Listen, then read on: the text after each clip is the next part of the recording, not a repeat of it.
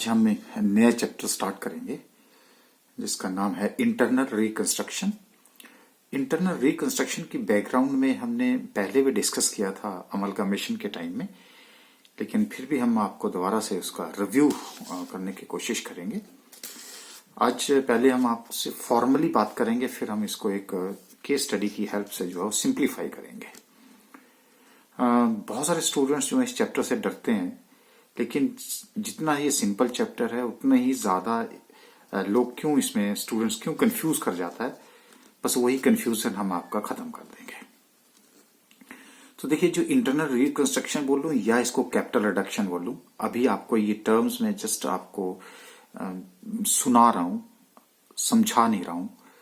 That is capital reduction, जिसकी वजह से आपको कि ऐसा लगे कि हाँ ये वर्ड हमने कहीं सुना हुआ था।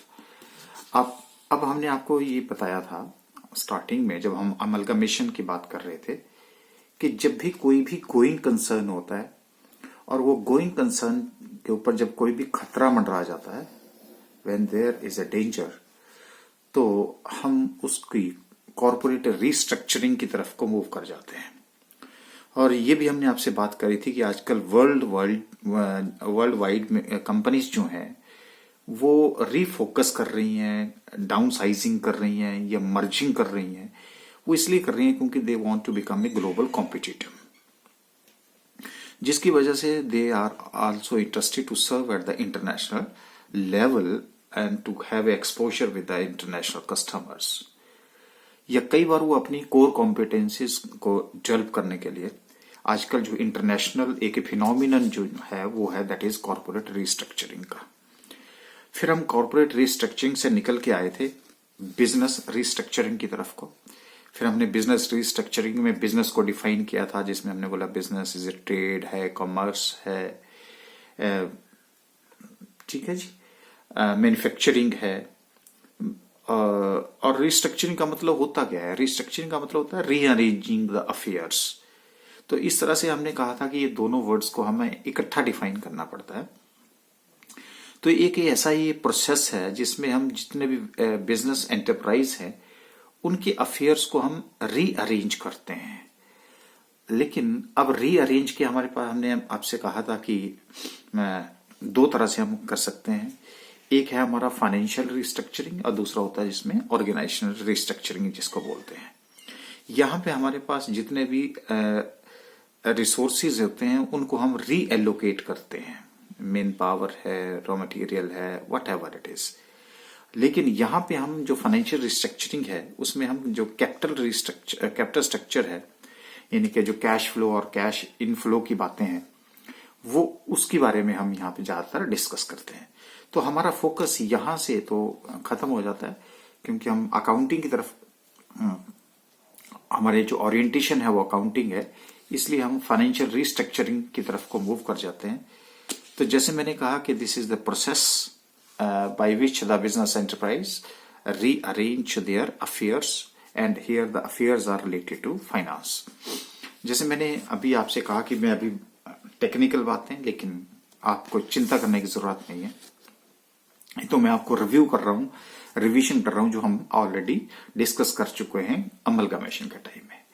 फिर हमने आपको रिस्ट्रक्चरिंग में एक टर्म दी थी कि कैसे आपको माइंड में रखना है। उसमें था मां की कार, और एम का मतलब जैसे रिस्ट्रक्चरिंग के लिए मर्जर है, अमलगमेशन है, एक्विजिशन है। की का मतलब कोई नहीं है यहाँ पे। और सी में हमने कहा था कॉम्प्रोमाइजेस, अरेंजमेंट एंड रिकंस्ट्रक्शन। तो ये आपके पास जो रिकंस्ट्रक्शन है जिसको कि हम रिस्ट्रक्चरिंग बोल सकते हैं, वो अफेयर भी हमारे पास यहाँ पे अवेलेबल है। ओके, अब यहाँ पे जो reconstruction is the part of restructuring, right. अब हमारे पास यहाँ से जो क्वेश्चन अराइज होता है वो है कि जी अब ये रिकंस्ट्रक्शन क्या है। देखिए, मैं फाइनेंशियल रिस्ट्रक्चरिंग की अगर आपसे मैं जो बात कर रहा था यहाँ पे, तो साइनर्जी रिपोर्ट है, वट एवर इट इज। तो रिकंस्ट्रक्शन में मैंने आपसे बात करी थी कि यहाँ पे कंपनी जो है वो ओवर कैपिटलाइज हो जाती है। तब हमें कंपनी की रिकंस्ट्रक्शन की तरफ को जाना पड़ता है। तो अमलगामेशन हमने यहां से हम मूव कर गए थे। फिर उसके बाद हमने अकाउंटिंग पॉइंट ऑफ व्यू से आपको पता था कि अमलगमेशन, अब्जॉर्प्शन और एक्सटर्नल रिकंस्ट्रक्शन जो है वो उसका अकाउंटिंग सेम था, इसलिए हमने उसको एक जगह पर डिस्कस किया था। और जो हमारा इंटरनल रिकंस्ट्रक्शन है उसको अलग है, इसलिए हम अब इंटरनल रिकंस्ट्रक्शन की तरफ को बढ़ रहे हैं। अच्छा, कंपनी जो है ओवर कैपिटलाइज कैसे हो जाती है? जैसे कोई फाइनेंशियल स्टेटमेंट है which do not show the true picture. ये बात हम बिल्कुल सिंप्लीफाई करके बताएंगे, आपको चिंता करने की बात नहीं है। या फिर जो जितनी आपकी कंपनी की औकात है उससे ज्यादा वो दिखा रहा है, it means high net worth then what the real net worth ought to be. जितनी होनी चाहिए थी उतनी है नहीं है, वो दिखाई जा रहा है। और जो फाइनेंशियल स्टेटमेंट्स है वो ट्रू पिक्चर नहीं दिखा रहा है जो है। और इन दोनों का जो रिजल्ट है वो कंपनी को ऐसा लग रहा है जैसे which is over capitalised. Okay, जब कंपनी एक ओवर कैपिटलाइज हो जाती है तो फिर उस केस में यानी कि जितनी कैपिटल चाहिए उससे ज्यादा की कैपिटल उसके पास पड़ी है, तब तो नेचुरली बिजनेस को ही खाएगा कि नहीं खाएगा। तो उसके पास हमारे पास क्या है कि जो सोल्यूशन है वो दो सोल्यूशन होते हैं। एक तो है एक्सटर्नल रिकंस्ट्रक्शन, जिसमें कि कंपनी लिक्विडेट हो जाती है, कंपनी बंद हो जाएगी। और लेकिन यहां पे जो कंपनी है वो चाहती है कि वो लिक्विडेट ना हो करके कोई और सोल्यूशन हो। तो दूसरा सोल्यूशन है कि विदाउट लिक्विडेशन या तो वो अपनी कैपिटल को रीऑर्गेनाइज करे, या क्रेडिटर्स वगैरह के साथ कंपाउंडिंग करे, या अपनी इकोनॉमीज को जो इफेक्ट है उसको ओवरकम करे। और ओवरकम करने के बाद जो हमारी ओल्ड कंपनी है बिना लिक्विडेट हुए वो एक नई कंपनी फॉर्म में आ जाए। बस इसी प्रोसेस को तो हम इंटरनल रिकंस्ट्रक्शन, जहां पे हमें विदाउट लिक्विडेशन एक नई कंपनी हम स्टैंड कर जाते हैं। अदरवाइज हमने अमलगमेशन, अब्सॉर्प्शन और रिकंस्ट्रक्शन में, ये मैं बिल्कुल टेक्निकल फॉर्म में बात कर रहा हूं। अभी यही बातें मैं पहले सिंप्लीफाई करूंगा, फिर आपको लगेगा कि अच्छा ये चीजें थी जो कि एक्चुअली होनी चाहिए, अदरवाइज आप इसको क्रैम करेंगे। तो इससे पहले भी मैंने आपको याद होगा इंटरनल रिकंस्ट्रक्शन के बारे में जो आपसे बात करी थी कि no companies are liquidated, no new company is formed, right?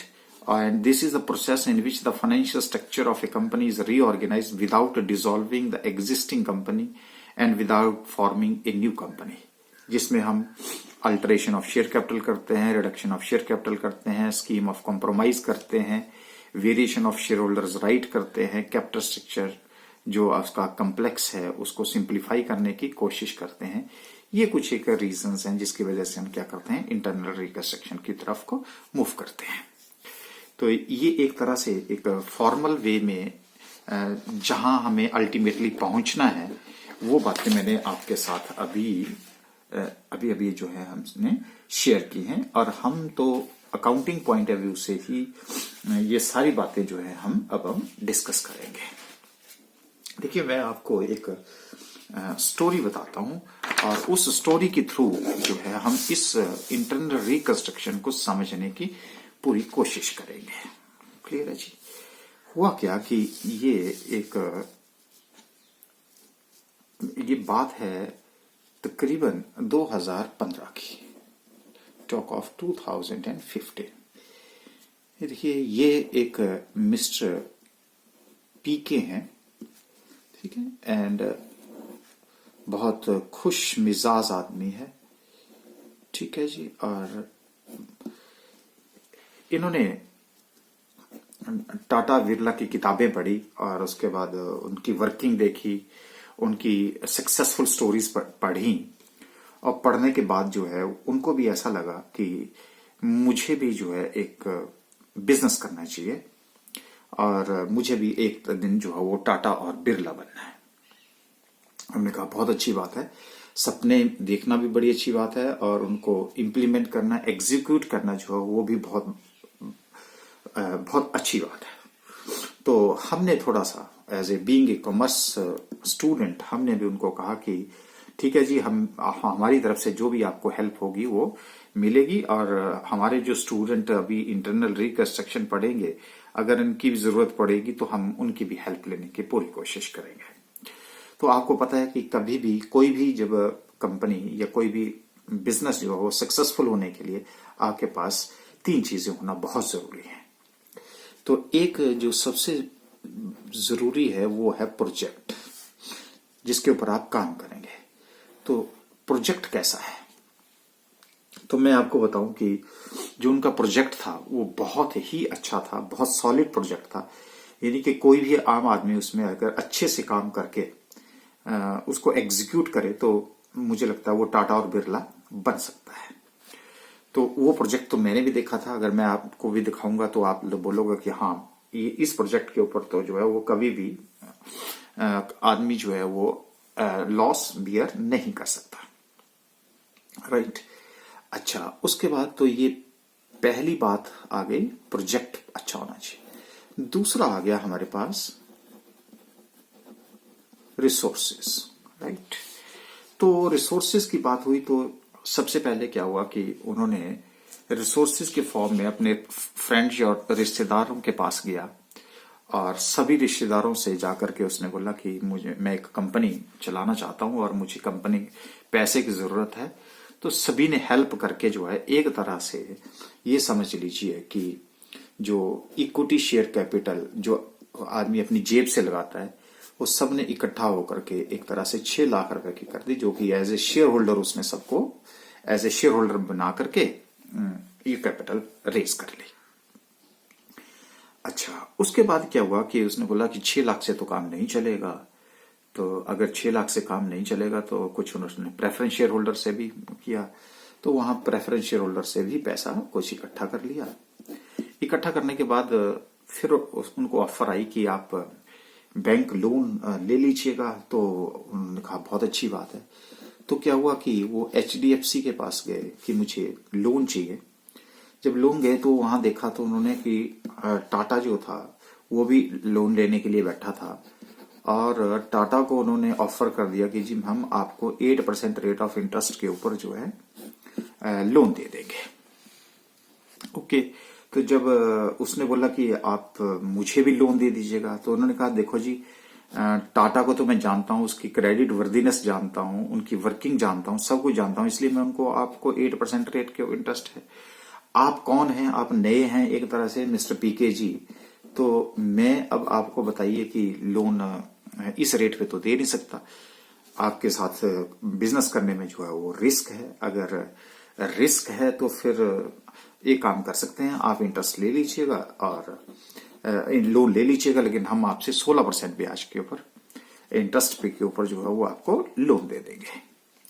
तो उसने बोला उसने सोचा ठीक है जी, मैं बहुत ज्यादा मेहनत करूंगा, पैसा कमाऊंगा, पैसा कमा करके मैं बैंक वालों का जो रेट इंटरेस्ट है वो मैं वापस कर दूंगा, इसलिए जो है ठीक है जी कहता है, एग्री कर गया और उसने जो है 16% रेट ऑफ इंटरेस्ट के ऊपर जो है वो बैंक से भी लोन उठा लिया। अच्छा, अब उसके बाद उनके पास क्या हुआ कि अभी भी उन्होंने कहा कि देखो इस पैसे की जरूरत तो और पड़ेगी। तो उन्होंने बताया कोई बात नहीं, पैसे की जरूरत पड़ी। तो वो क्या हुआ कि एक डिवेंचर का इशू लेके आ गए कि उन्होंने बोला चलो ठीक है एक डिवेंचर इशू लेके चलते हैं। जिस दौरान वो डिवेंचर का इशू लेके आए उसी दौरान जो है उसी दौरान अपना इन्फोसिस भी जो है वो एक अपना इशू लेकर के आ गई। इन्फोसिस कंपनी, अगर इन्फोसिस कंपनी आपको अच्छी नहीं लग रही है, सुनना नहीं है, तो मैं कुछ कोई और कंपनी जो है वो ले लेता हूँ। लो, रिलायंस तो आपने सुना होगा। तो एक रिलायंस कंपनी जो है वो भी अपना उस टाइम एक डिवेंचर का इशू लेके आई थी और जो डिवेंचर का इशू था उसके ऊपर जो रेट ऑफ इंटरेस्ट था वो 9% था। अच्छा, अब आपका जो रेट ऑफ डिवेंचर था वो 9% आपने भी ऑफर किया था, लेकिन आपकी तरफ को कोई नहीं देख रहा था। अब मान लीजिए मैं ही अगर इन्वेस्टर हूं और मेरे पास 2 ऑप्शन हो कि एक तरफ जो है मिस्टर पीके का जो जिसको कोई जानता नहीं है पीके का इशू आ जाए और एक जो है वो रिलायंस कंपनी का इशू आ जाए, तो मैं तो फटाफट से रिलायंस कंपनी का ही इशू खरीदूंगा। आपका इशू क्यों खरीदूंगा? मुझे क्या पता कल को आप रिटर्न देंगे कि नहीं देंगे, लेकिन रिलायंस का तो मुझे पता है कि वो रिटर्न देगा मुझे, और उसका वर्किंग क्या है, उसका बिजनेस क्या है, what ever it is that I know better. तो इसने क्या कहा कि अब क्या किया जाए। तो जैसे मान लीजिए मैंने कहा ठीक है भाई, अगर आप हमें 18% रेट ऑफ इंटरेस्ट देंगे तो हम आप रिलायंस का ना खरीद करके आपका खरीद लेंगे। तो उसने भी एक तरह से बात मान ली और उसने क्या किया कि रिलायंस को टक्कर देने के चक्कर में उसने रेट ऑफ इंटरेस्ट जो है वो 18% कर दिया। जब 18% कर दिया तो बहुत सारे लोग जो हैं वो इधर से भाग करके कहां चले गए, यहां चले गए। और इस तरह से क्या हुआ कि डिवेंचर से भी उसने पैसा इकट्ठा कर लिया, लेकिन 9% की जगह 18%। उसने कहा मैं बहुत मेहनत करूंगा और मेहनत करके जो है वो बहुत सारा प्रॉफिट्स अर्न करूंगा और प्रॉफिट्स अर्न करके डिवेंचर होल्डर्स को ये जो 18% का इंटरेस्ट है वो मैं इनको जल्दी से जल्दी वापस कर दूंगा। इस तरह से उसने ये वाला पैसा भी उठा लिया। तो लो जी, अब उसने क्या किया कि रिसोर्सेस जिसको बोलते हैं ना कि रिसोर्सेस, वो रिसोर्सेस भी उसने एक तरह से इकट्ठे कर लिए। अच्छा, अब उसके बाद क्या हुआ कि तीसरी बात आ गई, उसके पास अब स्किल की जरूरत होती है। ठीक है, पैसा आ गया, उसको मैनेज करना है। तो उसने क्या किया कि वो मार्केट में चला गया और मार्केट में जो था उसको मशीन खरीदनी थी। तो मशीन की जो था वो शॉर्टेज चल रही थी। जब शॉर्टेज चल रही थी तो उसने सप्लायर को बोला कि मशीन दो। उसने बोला कि सर मशीन की तो शॉर्टेज चल रही है, अभी तक तो स्टैंड बाई में है। और उसने बोला मैं जितना जल्दी बिजनेस करूंगा, क्योंकि आप मेरा जो प्रोजेक्ट है वो बहुत स्ट्रांग है और मैं जितने जल्दी इसको एग्जीक्यूट करूंगा उतने जल्दी मैं प्रॉफिट करूंगा, क्योंकि ये बिल्कुल नई तरह का बिजनेस है। तो उसने क्या किया कि मशीन जो कि मार्केट में 7 लाख रुपए की या 6 लाख रुपए की मिल रही थी, उसको भी उसने एक्स्ट्रा पैसा दे करके जैसे 6 लाख रुपए की मशीन को उसने 8 लाख में खरीद लिया। फर्नीचर जो अवेलेबल नहीं था उसको भी ज्यादा पैसा दे करके जो है वो एक तरह से खरीदना शुरू कर दिया। क्लियर है जी? तो इस तरह से उसने वो बिजनेस एस्टेब्लिश कर दिया। एस्टेब्लिश करने के बाद उसने उसको स्टार्ट कर दिया, यानी कि 2015 में उसने बिजनेस को स्टार्ट कर दिया। अच्छा, अब उसने क्या किया कि बहुत ज्यादा 2015 में जो है वो 2015 में बहुत ज्यादा मेहनत करी और मेहनत करके नया बिजनेस था। जब उसने अपना रिजल्ट देखा 2015 का जो रिजल्ट था वो था कि there was a loss. Okay, अब उसने सोचा कि शायद मैं नया बिजनेस होने की वजह से शायद मुझे फिलहाल लॉस हुआ हो। तो उसने क्या किया, अगले साल फिर उसने बहुत और ठानी कि अब मैं और मेहनत करूंगा। उसने क्या किया कि बहुत ज्यादा मेहनत करी, लेकिन 16 में जाकर के बस एक रिजल्ट हुआ कि जो लॉस था वो लॉस बढ़ गया। पहले इतना था लॉस था, अब लॉस और बढ़ गया। अच्छा, अब वो 17 में जाकर के फिर उसने क्या किया कि मैं और मेहनत करूंगा, लेकिन जब मेहनत की तो वो लॉस और ज्यादा बढ़ गया। उसी तरह से क्या हुआ कि 18 में जाकर के अब किसी ने बोला कि जाओ ऐसा करो कि पंडित जी के पास ताबीज वगैरह ले लीजिएगा और हवन वगैरह करिए, और हो सकता है कि कोई आपसे कोई कमी रह गई हो तो वो कीजिए और उसके बाद जो है वो बिजनेस पे बैठिए। उन्होंने वो भी अली भी टेक्निक भी फॉलो करी, और टेक्निक जब फॉलो करी तो एक तरह से 19 में जाकर के भी वो लॉस हुआ। इसका मतलब उसका भी कोई असर नहीं हुआ। तो अल्टीमेटली क्या हुआ जी कि मिस्टर पीके जी लॉस से लॉस की तरफ को मूव करना शुरू कर गए, और उनका लॉस जो है वो देखिए आप, लॉस बढ़ता ही गया। 15 से लेकर के 19 तक उनका लॉस बढ़ता गया। अब वो क्या हो गया कि वो परेशान हो गए। जब परेशान हो गए तो अब क्या किया जाए। अब उनको दिक्कत हो गई कि अब तो ये बिजनेस, मैंने सब कुछ इलाज करवा लिया लेकिन नहीं हो पा रहा है कुछ नहीं। और ये देखिए कि अब ये जो है मिस्टर पीके बहुत रो रहे हैं, और देखो खून के आंसू उनके सामने हैं। और सच्चा है कि तो सिंसियर एफर्ट्स कर रहे हैं, और एफर्ट्स करने के बावजूद भी जो है उनको अब लॉसेस ही लॉसेस हो रहे हैं। अगर लॉसेस हो रहे हैं तो अब क्या किया जाए। तो एक वो क्या हुआ कि एक कंसल्टेंट, यानी कि आपको बोलने नहीं है, मतलब एक कॉमर्स के जो कंसल्टेंट हैं वो उनके पास चला गया, या सीए के पास। ये जब आप बड़े बन जाएंगे तो आप भी कंसल्टेंट बनेंगे। तो कंसल्टेंट तभी बनेंगे जब आपको ये जो अकाउंटिंग की लैंग्वेज है वो आती होगी। तो ये रोते रोते जो है वो कहाँ चले गए, कंसल्टेंट के पास चले गए। अब वो कंसल्टेंट ने कहा कि मिस्टर पीके जी क्या हुआ? कहते आपके तो आंखों में आंसू आ रहे हैं और वो भी खून के आंसू हैं। पहले तो इन आंसुओं को खत्म करो और फिर हमारे साथ बात करो। तो इस तरह से वो अब थोड़ा सा इधर की तरफ को मूव किए और कंसल्टेंट को बोला कि ऐसे ऐसे जो है ये मेरे जो है वो लॉसेस हैं और लॉसेस जो हैं वो बढ़ते ही जा रहे हैं और बढ़ते ही जा रहे हैं। आप ऐसा करो कि मेरी कंपनी को लिक्विडेट कर दो, इसको बंद कर दो, और बंद करने के लिए आप इसको लिक्विडेट कर दो। ठीक है जी। और अब आपको पता है कि लिक्विडेशन जो है वो एक्सटर्नल रिकंस्ट्रक्शन या हमारा अमलगामेशन अब्जॉर्प्शन खत्म करो, एक लिक्विडेट करो और एक लिक्विडेटर अपॉइंट करके इसको खत्म कर दीजिएगा। अब कंसल्टेंट ने एक बात कही उनसे कि देखिए इससे पहले कि हम कुछ और बात करें, आप पहले मुझे ये बताइए कि आपकी जो बैलेंस शीट है वो तो दिखाइए जरा मुझे, फिर हम आपसे बात करते हैं कि क्या करना चाहिए, कि बीमारी का पता तो होना चाहिए।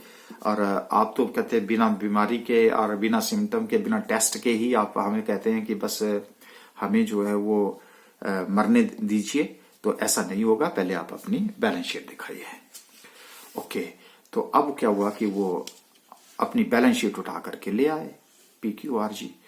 जब उन्होंने बैलेंस शीट देखी तो बैलेंस शीट की ये हालत थी। बैलेंस शीट जब उन्होंने देखी तो machinery 8 lakh, building 10 lakh, furniture 4 lakh, debtors ये, कैश ये, गुडविल 5 लाख रुपए की। उन्होंने कहा कि आप पिछले 5 सालों से नुकसान झेल रहे हो, आपका रेपुटेशन कहाँ है? आपने गुडविल की वैल्यू क्यों? अच्छा, और कहते हैं कि आपके जो प्रॉफिट और लॉसेस हैं, ये देखिए ये प्रॉफिट नहीं है तो डेबिट साइड में है, इसलिए लॉसेस हैं 2,40,000 रुपए के आपको लॉसेस हो रहे हैं, लॉसेस बढ़ी जा रहे हैं। और ऊपर से डिस्काउंट ऑन शेयर्स है, यानी कि एक तरह से ये प्रीलिमिन अपनी फिक्टिशियस एसेट्स हैं।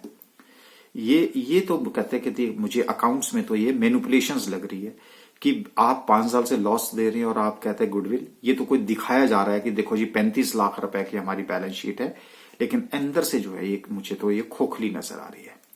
फिर जरा वो जब इधर की तरफ को गए तो उन्होंने देखा कि अच्छा, अरे बैंक लोन ले रखा है लेकिन रेट ऑफ इंटरेस्ट कितना 16%, डिवेंचर्स ले रखे हैं लेकिन 18% रेट ऑफ इंटरेस्ट के ऊपर है। तो अब कुछ स्टोरी तो आपको भी पता है कि उन्होंने लोन कैसे उठाया था, डिवेंचर्स कैसे उठाया था, मशीनरी की 8 लाख रुपए की वैल्यू, वो मशीनरी कैसे खरीदी थी उन्होंने, फर्नीचर कैसे खरीदा था। तो कुछ स्टोरी तो आपको भी पता है, तो वो भी कुछ आपको भी समझ आ रही होगी। लेकिन कंसल्टेंट तो एक एक्सपर्ट है और उसने तो एकदम से बता दिया कि जी ये कंपनी जो है, कंपनी को बस एक बड़ा दिखाया गया है और इस अकाउंट्स में जो है वो मैनिपुलेशंस की गई हैं और कुछ कमियां आपकी तरफ से भी हैं जो आपको एक स्किल लगानी चाहिए थी, जिसको हम क्या बोलते हैं। फिर उन्होंने उसका देखा कि प्रोजेक्ट कैसा स्किल थी एक तरह से उसको मैनेज करने के लिए, रिसोर्सेज को यूटिलाइज करने के लिए, रिसोर्सेज को ट्रेस करने के लिए, कहते उसमें कमी है। लेकिन प्रोजेक्ट तो कहते उन्होंने भी अप्रिशिएट किया कि तो प्रोजेक्ट तो बहुत अच्छा है, प्रोजेक्ट है, आप इसमें चूक कैसे गए हो। तो इस तरह से उन्होंने क्या किया कि वो उनकी जो थी वो बैलेंस शीट को देख लिया गया। जब बैलेंस शीट को देखने के बाद उन्होंने कहा कि आप एक काम करिए कि आपकी कंपनी को हम लिक्विडेट नहीं होने देंगे। अगर लिक्विडेट नहीं होगी, क्योंकि आप अगर तो प्रोजेक्ट अच्छा नहीं होता तो मैं शायद लिक्विडेट कर देता, लेकिन आपका प्रोजेक्ट जो है बहुत बढ़िया है।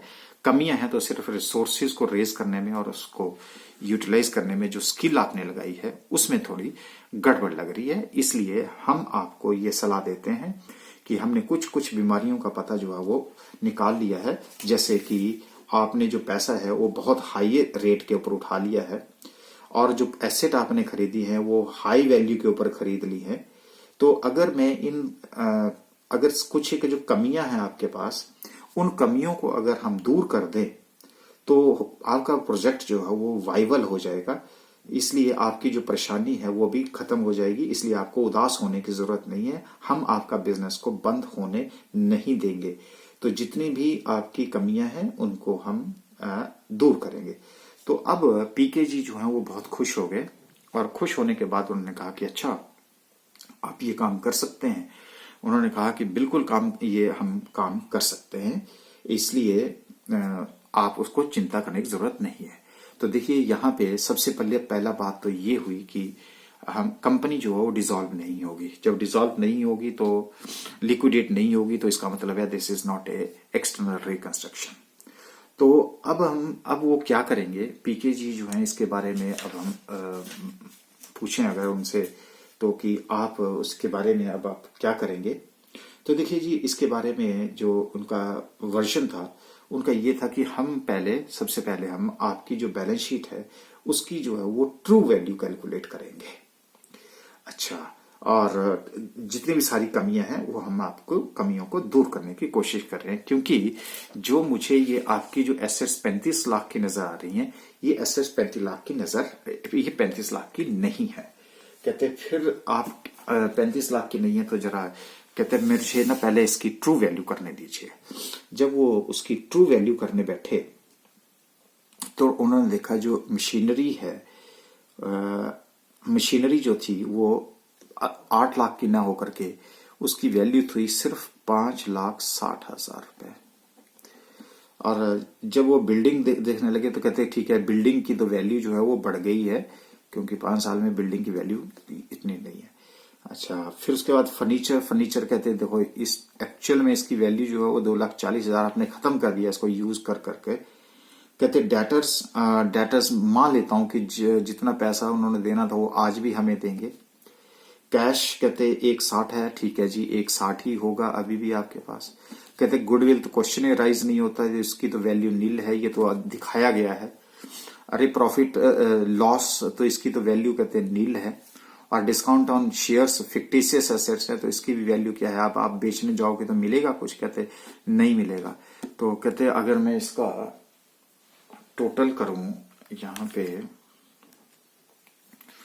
टोटल कर दूं अगर, तो 5,60,000 plus 13,40,000 plus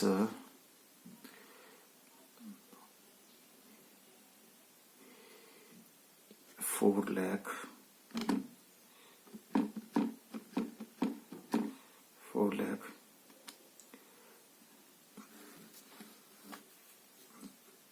is equal to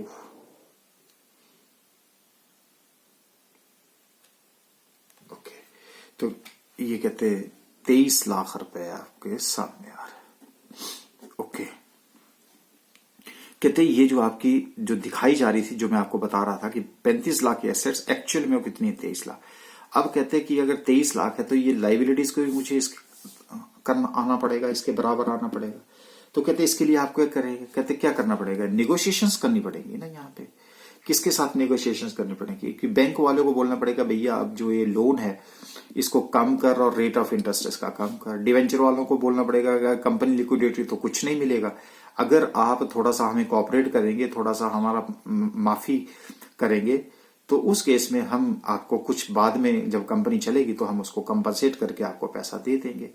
इस तरह से क्रेडिटर्स को भी समझाएंगे कहता। और क्रेडिटर्स समझाने के बाद जो है इन जो लाइबिलिटीज है वो 35 लाख रुपए की 23 लाख की एसेट के अगेंस्ट, वो तो कहता कि आपका जो लॉस है वो तो कम होने वाला नहीं है, वो यही वजह है कि जिसकी वजह से आपका जो लॉसेस हैं वो इंक्रीज हो रहे हैं। तो इस तरह से हम क्या करेंगे, कहते हैं इनके साथ भी क्या करेंगे, नेगोशिएशंस करेंगे। ठीक है जी, जब ये नेगोशिएशंस करेंगे, सब कुछ करेंगे और एसेट्स जो जितनी भी कमियां हैं उनको हम दूर करेंगे, और जब दूर कर देंगे तो फिर आपकी कंपनी जो है वो वाइंड अप नहीं होगी। अगर वाइंड अप नहीं होगी तो लिक्विडेट नहीं होगी, अगर लिक्विडेट नहीं होगी तो बिना उसको हम सरवाइव कर देंगे, और वो जो आपकी जो पुरानी कंपनी है उसी कंपनी को हम उसको आगे चलाते रहेंगे। तो अब क्या हुआ कि पीके जी की ये बात जो है वो समझ आ गई कि हाँ गलतियां तो मुझसे हुई हैं, और कुछ गलतियां मुझे लगता है कि आपको भी अब नजर आ रही हैं कि गलतियां हुई हैं, क्योंकि जो पैसा वो कमा रहे थे, अब इसमें कमी क्या आ रही थी कि पैसा आ तो रहा था, वो मेहनत तो कर रहे थे, इनफ्लो तो था लेकिन आउटफ्लो ज्यादा था। आउटफ्लोज क्योंकि जो प्रोजेक्ट था प्रोजेक्ट की वजह से इनफ्लो। अब देखिए आधे इंच का पानी आ रहा था लेकिन पौने इंच से अगर पानी बाहर बह जाए तो बताइए कि टंकी कभी भरेगी?